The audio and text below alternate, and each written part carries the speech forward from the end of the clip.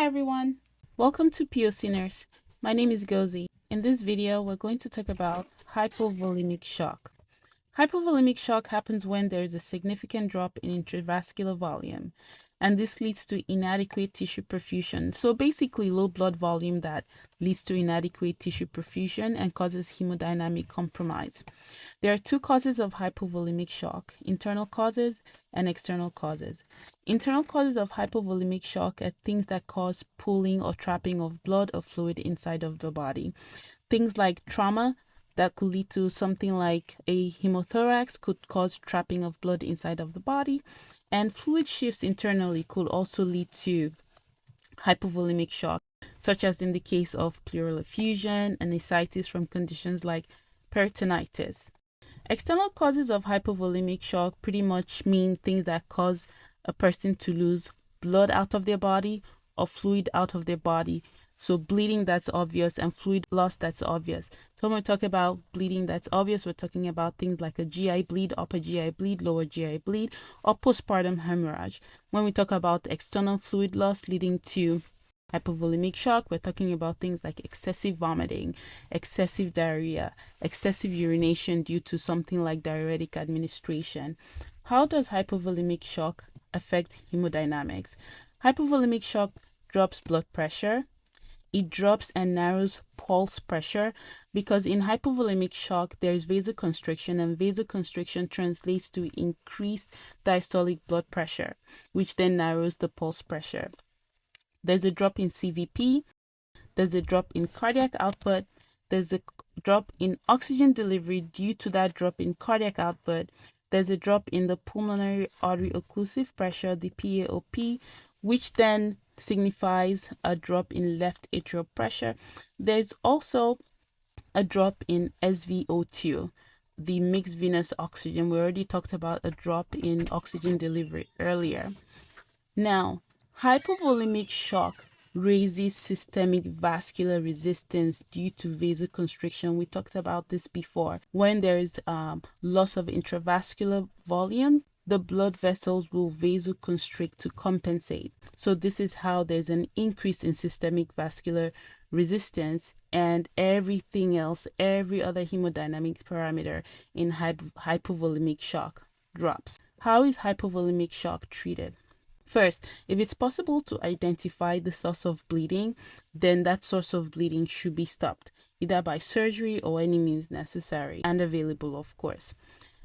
If the patient needs replacement of volume, the volume can be replaced either with crystalloids or blood, depending on the kind of loss the kind of fluid loss the patient is experiencing. But first, the patient is going to need 2 large bore IVs for the delivery of this fluid or blood, depending on what the patient is going to get. And then the volume, of course, should be given rapidly, because this is a critical patient. If the patient is going to get greater than 2 liters of fluids in an hour, then the fluid should be warm. If it's a trauma patient, the fluid should be warm regardless. Now, if the patient is going through class 3 or class 4 hemorrhagic shock, meaning the patient has lost 30 to 40% of their blood volume in the case of class 3 hemorrhagic shock, or that the patient has lost greater than 40% of their blood volume in the case of class 4 hemorrhagic shock, then that patient should get blood.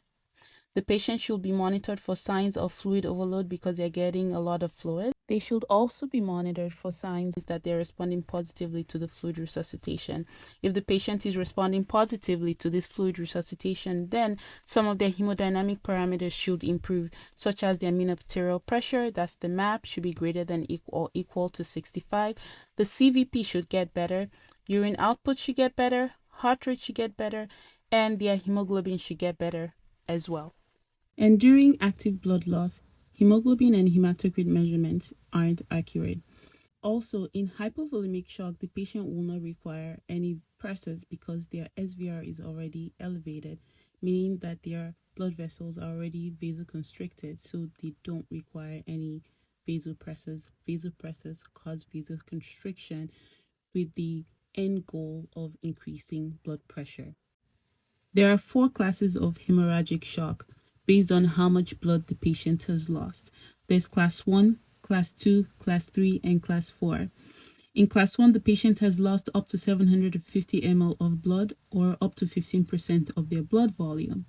In Class 2, the patient has lost between 750 to 1500 ml of blood, which is 15 to 30% of their blood volume. Class 3 hemorrhagic shock, the patient has lost 1500 to 2000 ml of blood or 30 to 40% of their blood volume. While in Class 4 hemorrhagic shock, the patient has lost greater than 2 ml of blood or greater than 40% of their blood volume. Why is it important to know this? It's important to know this because the treatment for the different classifications of hemorrhagic shock is different. So for Class 1 and Class 2 hemorrhagic shock, the patient can be treated with crystalloid fluids. In Class 3 and Class 4 hemorrhagic shock, the patient is treated with crystalloids and blood. What is the treatment for hemorrhagic shock, which is a form of hypovolemic shock? First, if the source of bleeding can be identified, then it should be stopped. Second, of course, the patient is going to need a blood transfusion. Third, if the patient is getting just packed red blood cells, the patient is probably going to require coagulation components to be administered, such as fresh frozen plasma, platelets, and cryoprecipitate, because PRBCs don't have these factors. Third, there are some risks associated with giving a patient blood. Risks associated with blood administration. The patient could have a hemolytic or non-hemolytic reaction, transfusion-mediated immunomodulation.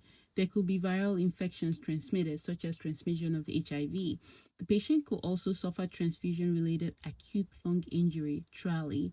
Patient could also get hypothermic, but to prevent this, the blood could be warmed, because some of the blood administration sets can come with a blood warmer. Now, this is for your CCRN exam. Some consequences of hypothermia is platelet dysfunction and an increase in the affinity of the hemoglobin with oxygen. That is, the hemoglobin will not readily give up the oxygen for the tissues and the cells to use. The patient could also experience hypocalcemia, hypomagnesemia due to citrate in the transfused blood. It binds to calcium and it binds to magnesium. Also, bank blood does not have enough 2,3-DPG. What's the consequence of this? The consequence is that hemoglobin will hold on to oxygen harder. Therefore, that oxygen will not be available to the tissues and the cells to use. Moving on, we're going to talk about massive transfusion protocols. In massive transfusion protocols, a lot of blood is being infused over a short amount of time. So when do we have a massive transfusion situation? When 10 units of RBCs are given in 24 hours, or you give 5 units in less than 3 hours.